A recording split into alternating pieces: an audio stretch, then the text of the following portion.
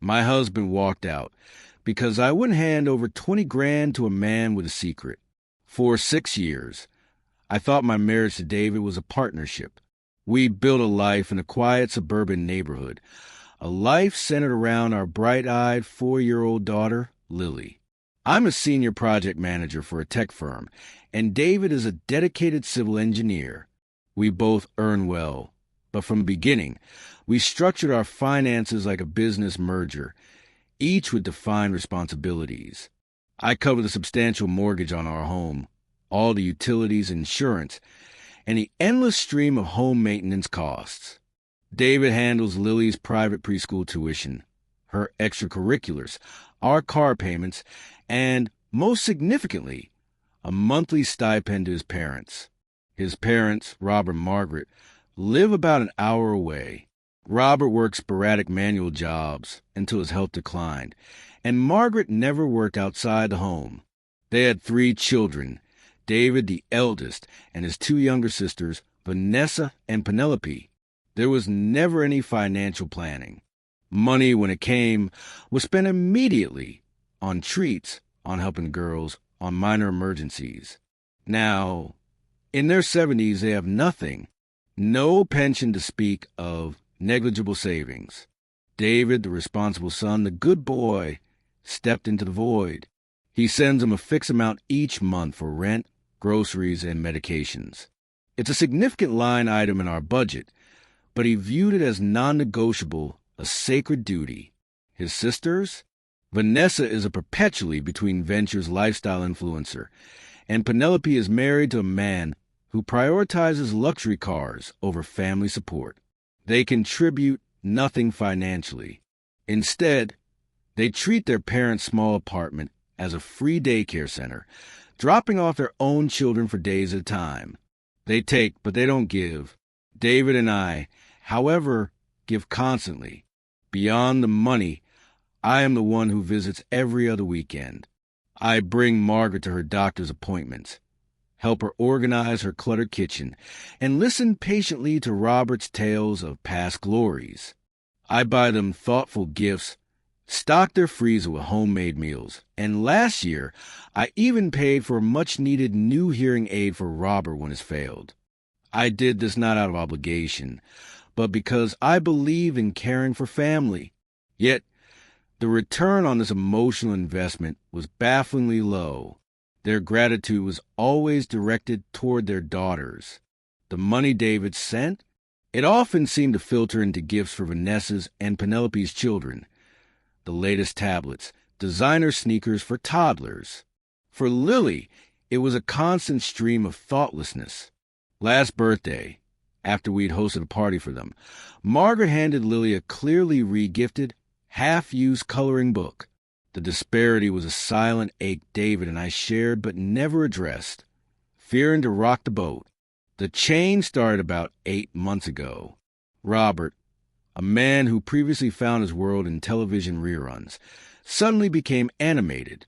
He joined a senior social club at the local community center and met a new group of friends, mostly other retired men. He started talking about market opportunities, networking, and financial leverage. He called David, his voice crackling with excitement, saying things like, "These guys, they're plugged in, son. They know how the world works now." He began hinting that he was on to something big, something that would finally pull him and Margaret out of their financial dependence. I was cautiously optimistic. Perhaps a small, home-based craft business for Margaret, or Robert using his woodworking skills. It seemed like a positive, engaging pursuit. I was naive.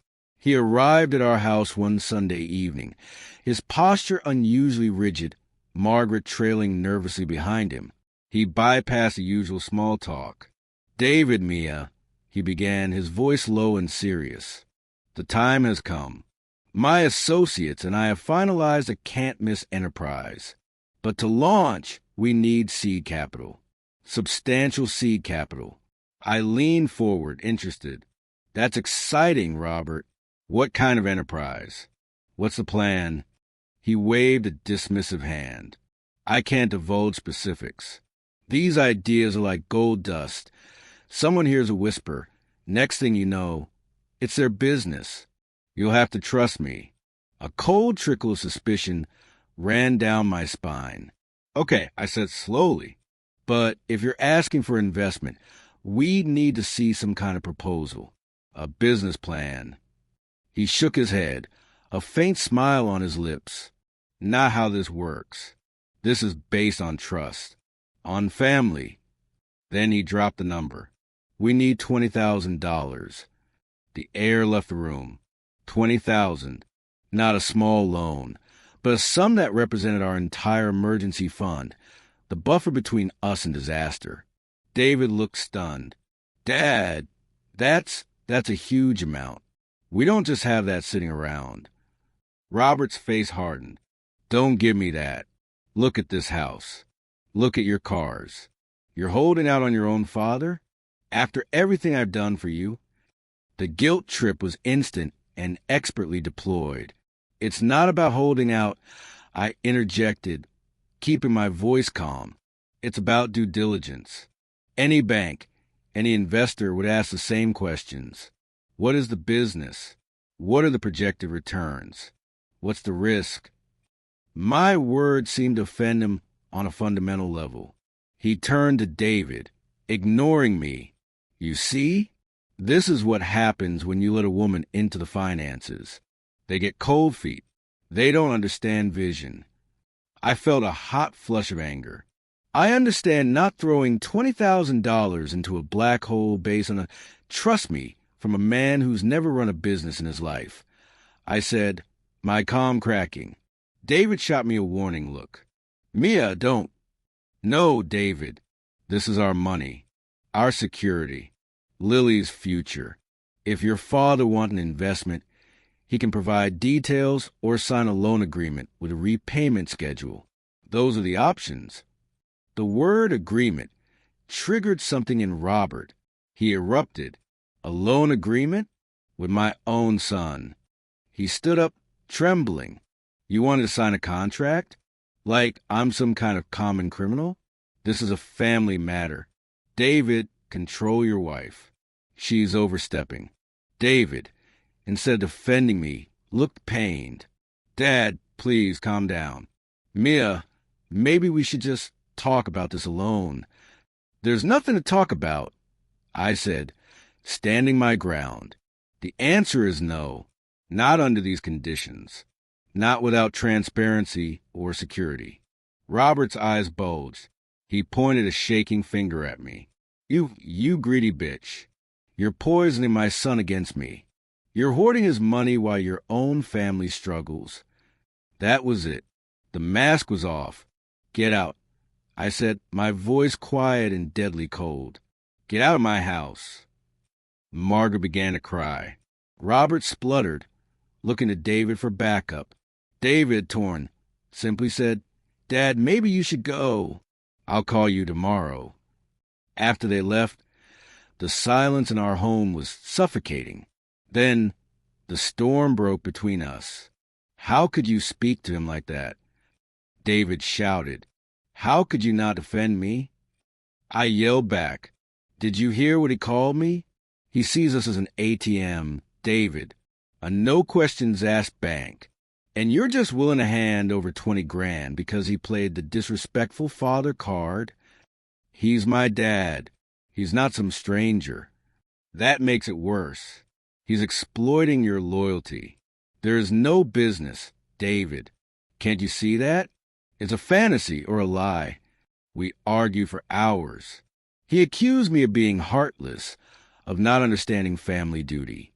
I accused him of being a pushover, of prioritizing his parents' whims over his own child's stability. The fight ended with him sleeping in the guest room, a first in our marriage.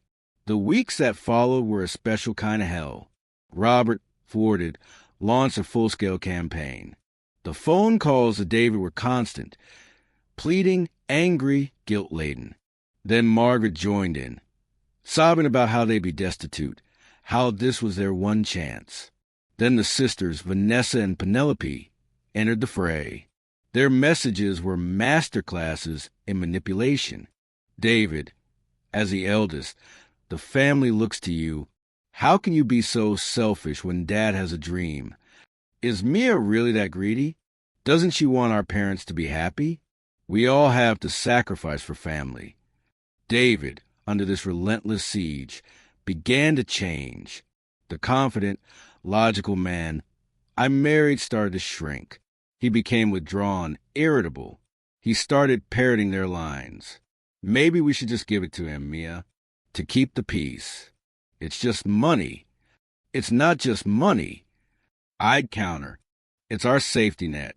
It's Lily's college fund starter. It's the proof that we are a team and our family unit comes first. If we give in, they'll never stop.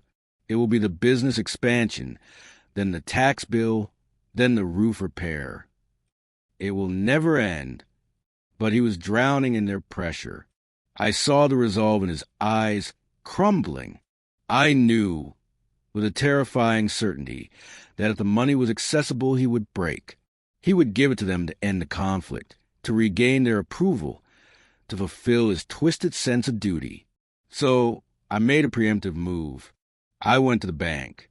Our savings were in a joint account, but the majority of the balance, about 70%, was from my bonuses and a shrewd investment I'd made years ago. Legally, it was joint. Morally, I felt it was mine to protect. I moved 65% of the total balance into a new individual account. I left enough for regular bills and a cushion, but the bulk was now out of immediate reach. I told David what I'd done that evening. His reaction was volcanic. You did what? You stole from our joint account. I protected my contribution from being stolen by your father. I fired back. I am your husband. I have a right to that money. My family needs it. We are your family. Lily and your father's need is a scam. When will you see that? He called me a thief. He said his sisters were right about me. That night, he packed a suitcase. I'm going to stay with my parents, he announced, his face a mask of cold fury. Maybe being away from your influence will help me remember what family loyalty really means. You need to learn a lesson, Mia. And he left. He walked out on me and our 4-year-old daughter to go and live with the people who were trying to bilk us out of $20,000. The pain was a physical thing, a weight in my chest that made it hard to breathe. This was the man I loved, the man who chose manipulators over the woman who had stood by him, who had cared for his parents, who had built a home with him. The first month was the worst. Lily cried for her daddy every night. I cried when she was asleep. David would come to see Lily, but he was cold and formal with me. He was a martyr, and I was the wicked witch guarding the vault. His family's narrative had fully consumed him. I heard from a mutual friend that Vanessa had posted vague, inspirational memes on social media about cutting out toxic people who don't support family dreams. I threw myself into work and into being the best mother I could be for Lily. The pain slowly hardened into a kind of grim resolve. I started seeing a therapist who helped me see the dynamic clearly. I was in a marriage with a man who was emotionally already married to his family of origin. His vows to me were secondary to his birth order. Then, after nearly 2 months of silence between us except for child handoffs, my phone rang. It was David. His voice was strange, hollow, shaky. Mia, I need to talk to you. My first instinct was panic. Is it Lily? Is she okay? She was with a sitter. No, she's fine. It's about the money. The $20,000. I sat down, bracing myself for a fresh demand. What about it? He took a ragged breath. There's no business.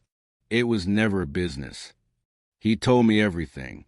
A huge argument had erupted at his parents' house. Vanessa and Penelope were pressuring Robert about a timeline. When are we getting the lake house? You promise. David, overhearing, had confronted them. At first, they tried to backtrack, but under his relentless questioning, the truth tumbled out. The can't miss enterprise was a down payment on a small, run-down cottage on a lake 3 hours away. It was Vanessa's idea. She'd framed it as a family legacy investment, a place for all the grandchildren. But neither she nor Penelope had any intention of paying a cent. They convinced Robert it was his patriarchal duty to provide this for the family.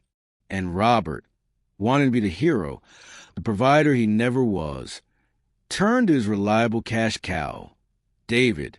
The $20,000 was just the start, the down payment. Then would come the renovation money, the property taxes, the utilities. It was a bottomless pit dressed up as a father's dream. David had confronted his father. Robert, caught in a lie, had first blustered, then broken down, admitting it all. He didn't want to look weak in front of his daughters, he said. He wanted to give them something. He thought David would understand, would be proud to help provide this legacy. They played me, David said over the phone, his voice cracking with a mixture of rage and humiliation. They all played me, and I gave him $5,000 already, Mia. Last month, I had some old stock I sold. I gave it to him, thinking it was for his dream, and he used it as a deposit to hold the stupid cottage. I felt no triumph, only a profound sadness and a weary validation. I know, I said softly. You were right about everything. I am so sorry. I'm so ashamed. I let them turn me against you. I said horrible things. I left. He was crying now. I can't stay here, Mia. The lies, the manipulation. I see it all now. I want to come home. Please, can I come home? The words I had longed to hear for months now felt like ashes in my mouth. The anger I had suppressed came roaring back. You want to come home? Just like that? After you abandoned us? After you let them call me a greedy bitch and a thief? After you chose them, over and over and over again? You left to teach me a lesson, David. What was the lesson? That your loyalty is for sale to the highest bidder of guilt. Mia, please. I see it now. I was blind. You were willing. I shot back. That's worse. You wanted so badly to be their hero that you sacrificed your wife and child on the altar of their approval. You don't get to just say, I see it now, and erase that. The trust is gone. You broke it. There was a long silence on the other end. What do I do? He whispered. I don't know. I said, exhaustion replacing the anger. But you can't just walk back in. I need time. And if you're serious about change, then we need to talk about boundaries. Permanent, non-negotiable boundaries with your family. Starting with no more money. Ever. He agreed immediately, desperately. Anything. I'll do anything. He moved back home a week later. The first few days were awkward, filled with tearful apologies and Lily's joyful confusion. We started marriage counseling. I laid it all out for the therapist and for David. The financial abuse, the emotional manipulation, the disrespect, the profound betrayal of his departure. I explained that for us to have any future, his family could no longer have any financial hold on us. We would be civil, but the bank was permanently closed. We would also need significant distance, low contact, with strict rules. David listened. He nodded. He said he understood. But as the weeks went on, I saw the old patterns trying to reassert themselves.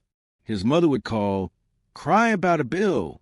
He'd get a tense look and start suggesting, maybe just this once. His father sent a long, self-pitying email about losing the cottage deposit because he couldn't come up with the rest. David fretted, asking if we could loan it to them just to get it back. In our counseling session, when I reiterated that no financial help meant exactly that, he finally showed his true colors. He looked at me, not with understanding, but with resentment. So we just let them sink? After everything? I'm their son, Mia. I have a duty. I can't just cut them off completely. The therapist asked, even after they lied, manipulated you, and nearly destroyed your marriage? David shifted in his seat. They're still my parents. They didn't mean for it to go this far. They're just weak. I have to be the strong one. In that moment, I saw our future with crystal clarity. It would be a never-ending loop, an emergency, a guilt trip, a secret transfer of funds, a fight, a tearful reconciliation, and then the next emergency. I would always be the villain for enforcing boundaries. He would always be the torn, dutiful son. Lily and I would always come second to the drama of his birth family. I felt a strange, calm finality settle over me. The love I had for him wasn't gone, but was buried under too much hurt and the certainty of more to come. The trust was irreparably shattered. I waited until we got home. Lily was at a play date. I sat him down in the living room we had picked out together. David, I said, my voice steady. This isn't working. He looked alarmed. The counseling? We just need more time. No, we aren't working. You say you see the manipulation, but you're not willing to do the one thing that will protect us from it. You're choosing your role as their son over your role as my husband and Lily's father. You've already shown me, in the most devastating way possible, that when pushed, you will leave this family for them. I can't live with that fear. I won't. He started to protest, to promise, but I held up a hand. I've already spoken to a lawyer. I'm filing for divorce. The color drained from his face. Mia, no. Please, we can fix this. You had your chance to fix it when you walked out that door, I said, a single tear escaping despite my resolve. You made your choice then. This is mine. I am choosing Lily. I am choosing myself. I am choosing a life where I am not constantly fighting for a spot in my own husband's priorities. I deserve peace. I deserve a partner, not a project manager for your family's chaos. He moved out the next day, this time for good. The divorce proceedings are underway. It's amicable, focused on co-parenting our wonderful daughter. He is, to his credit, a good father to her, but he is not, and never could be again, a good husband to me. He is back living near his parents, and I hear through the grapevine that he is already helping them manage their finances again. The cycle continues for him, but for me and for Lily it has stopped. I bought a smaller, cozy house with my safeguarded savings. Lily has a room filled with sunlight and stability. The silence in my home is no longer suffocating. It is peaceful. It is the sound of no one demanding money, no one insulting me, no one forcing me to choose between my dignity and my marriage. I learned the hardest of lessons. Sometimes the price of peace is walking away from the war altogether, and it is a price worth paying.